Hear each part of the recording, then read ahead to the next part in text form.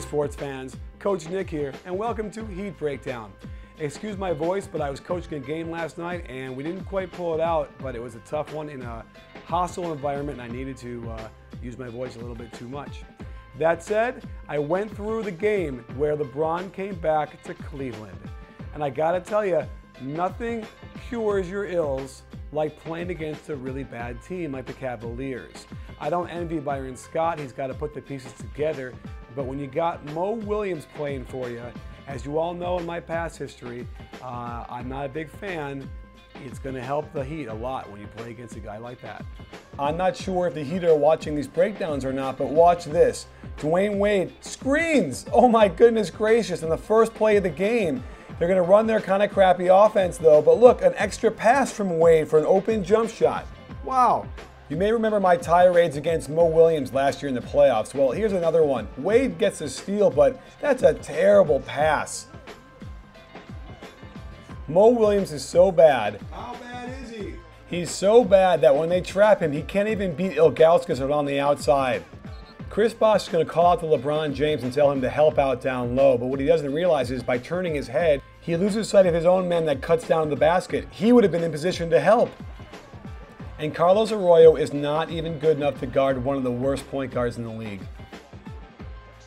The Heat can't seem to shake their offensive doldrums. They're walking around all over the place. Watch LeBron here. He'll just start walking back. And the sad thing is that he's in position to get back as he's walking, and yet they race right down. He doesn't pick anybody up, and he gets dunked on. Again, they must be watching these because here it only takes him a few minutes before Bosh posts up down low on the right block where he likes it. However, he appears rusty from not getting it there enough and fumbles the ball and has to pass it out. Here's where Bosh needs to learn defense. On the rotation, LeBron comes over nicely, but Bosh doesn't pick up his man and he goes right in for a tip slam. I'm not going to comment on what's going on here, but you tell me if you think this is a good offensive possession.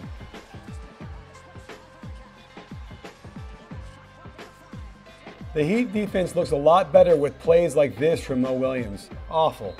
On offense, the Heat can't sustain anything more than a couple of passes. They also lead the league in offense where you throw the ball to a guy and he throws it right back to him. And so Wade gets the ball back again and just charges into the lane and knocks the guy over for a foul. Arroyo is going to look like a very good defender out here when Mo Williams takes shots like this. Oh my goodness. A couple new things in the offense. LBJ going down in the post early. Here he's going to blow by the guy and make a nice reverse layup. Here's something else I haven't seen. Out of the zipper cut, they're going to do a double-sided screen for LeBron. He can choose which way he wants to go. He goes to his left, pulls up, hits a nice little jumper. Joel Anthony is trying to become a poor man's Haslam. He gets his hand on that pass nicely.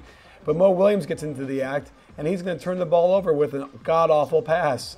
Anthony on the defense, though. Bosh is going to post up again, and this is okay, but there's no cutters. It's a lot of standing around, and Cleveland can surround him. Nowhere to go when he tries to force a pass. The spacing is bad, and they lose the ball. Your offense looks really good when you play against horrible defensive teams. Watch Sessions here as he doesn't really double team. He just kind of runs over to Wade a little bit and lets his man get a wide open three. And Jamario Moon rotates over to old man Juwan Howard, but then doesn't pick him up and lets him go right to the basket for a layup. Christmas is early for the Heat. If you haven't figured it out, I don't like Mo Williams. Watch him on defense. He should be jumping out on LeBron, the one guy you got to watch on this offense. Cleveland is not good at rotating over, but you know what? If I were a good team like the Celtics, I would let Bosh shoot this all day. And in case you're wondering, the refs will not let you get away with a handoff screen like this. They did get Bosh the ball on the block more, this time on the left side of the floor, and he has a beautiful move to the baseline, spin back around, and finish. Wade should thank Arroyo here because he's so bad at closing out that Parker's going to blow by him, but because Arroyo stays there, he takes away the drive. They can't get a layup. Otherwise, they would have gotten scored on easy. Here's a stupid play that Wade should know not to do. He trips Mo Williams. He shouldn't be anywhere near him with that time on the clock. One of the Heat's go-to plays is Arroyo back screening for LeBron, and watch Mo Williams. He doesn't step in front or call the screen, and they get a wide open layup. And finally, Mo Williams throws the pass back into the teeth of the defense. It gets tipped, and here they come. The native son gets a layup, and the route is on. So there you have it, folks. The Heat are going to feast on the bottom half of the league, both home and away, because those teams don't run a system and those teams don't play defense well enough to take them out of what the Heat like to do, which isn't much. That said, there is a stretch in February where they play, I think, 9 of 11 games against pretty poor quality teams. And I suspect that a lot of people will suddenly say the Heat are back on track and they've got it all figured out after the month of February. But I don't think it's going to matter because I still see the same stuff going on with very little adjustment. So Erik Spoelstra is safe for a couple more days, it looks like, but until they play another good team, it's going to look okay. And once they run into a good top 5 defensive club, they're going to be in a lot of trouble.